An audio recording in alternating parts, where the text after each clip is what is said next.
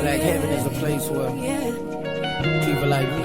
Malcolm X states Martin Luther King is a traitor. In this 1961 interview, Malcolm X tells reporter Eleanor Fisher that nobody should teach the black man in America to turn the other cheek unless someone is teaching the white man in America to turn the other cheek, especially when black men are being murdered every day in America by white racist cops and are being told to respond with a hands-up philosophy of surrender.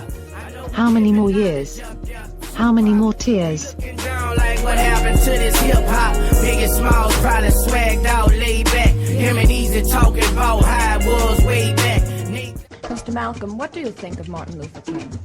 I think that any black man who teaches black people to turn the other cheek and suffer peacefully after they've been turning the cheek and suffering peacefully for 400 years in a land of bondage under the most cruel, inhuman, and wicked slave master that any people have ever been under.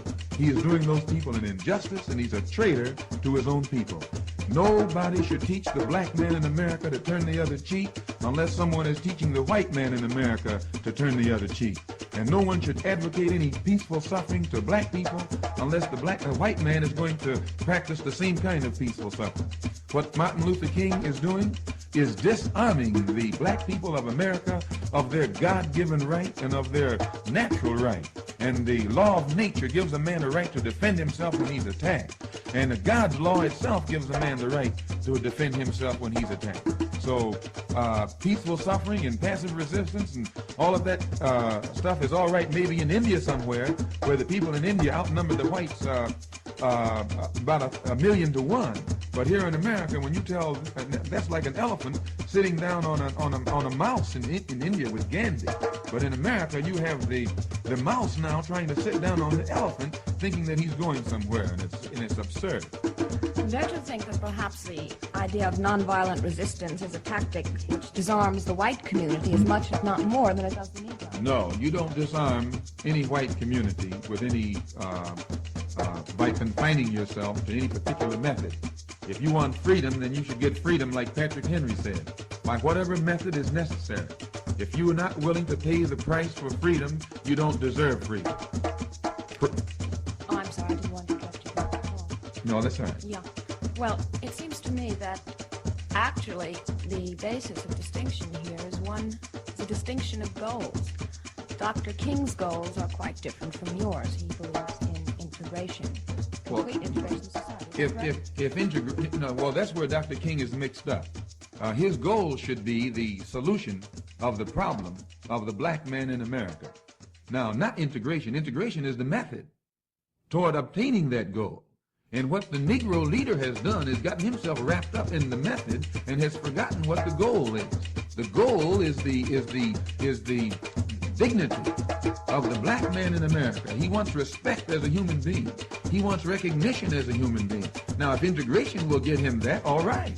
If segregation will get him that, all right. If separation will get him that, all right. But after he gets integration and he still doesn't have this dignity and this recognition as a human being, then his problem is still not solved. Well, isn't this exactly what Dr. King is looking towards, and that is the day when the Negro will be treated with dignity? Wasn't this, after all, the result of the Montgomery bus boycott? No, because I don't think you can, having an opportunity to ride either on the front or the back or in the middle of someone else's bus doesn't dignify you. When you have your own bus, then you have dignity. When you have your own school, you have dignity. When you have your own country, you have dignity. When you have something of your own, you have dignity. But whenever you are begging for a chance to participate in that which belongs to someone else, or use that which belongs to someone else on an equal basis with the owner, that's not dignity, that's ignorance. If I may add, for instance, King and these others will say that they are fighting for the Negro to have equal job opportunities. How can people, a group of people such as our people, who own no factories, have equal job opportunities competing against a race that owns the factories? The only way the two can have equal job opportunities is if black people have factories as well as white people have factories. And then we can employ whites or we can employ blacks, just like they can employ whites or they can employ blacks. But as long as the factories are in the hands of the whites, the housing is in the hands of the whites, the school system is in the hands of the whites, you have a situation where the blacks are constantly begging the whites, can they use this or can they use that? That's not any kind of equality of opportunity, nor does it lend toward one's dignity. Well, would you not admit that the situation in the South today for the Negro is better than it was, let's say, 10 years ago? No, because 10 years ago, the black man knew what his condition was, and today, because of the world revolution that's taking place all over this earth, the black man would be fighting for what he knows is his by right. But the movement on the part of King and the others has done nothing but slow down the militancy that is inherent in the nature of the black man. All over this world, people are standing up for freedom. In this country, these Negro leaders have Negroes sitting down, thinking that there's dignity towards sitting in. I might add, ma'am, how in the world can you say, or can anyone say, that it will dignify the American Negro to beg in or wade in or plead in when the people in Hungary didn't beg in? They were freedom fighters, and they fought for their freedom, and they came to this country, and they were Hungarians, they were communists from a communist country, and right now those Hungarian freedom fighters can get jobs that student sit-ins can't get. They can go and sleep and live in hotels that Martin Luther King himself can't live in. So, and they are recognized and respected because they're fighters, not because they're sit-inners or freedom writers. Stay tuned in. The next episode will begin soon. You have just heard another great and powerful message for our black community.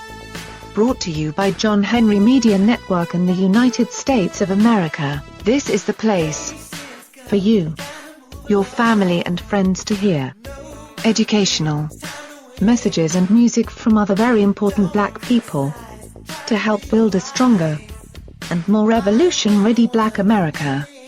Your message will awaken another sleeping giant. So, contact us today at jahu.enterprises@yahoo.com. I say again, that's jahu.enterprises@yahoo.com. Get your music or message heard by millions for another generous donation today. Where it's gone, the sun is shining.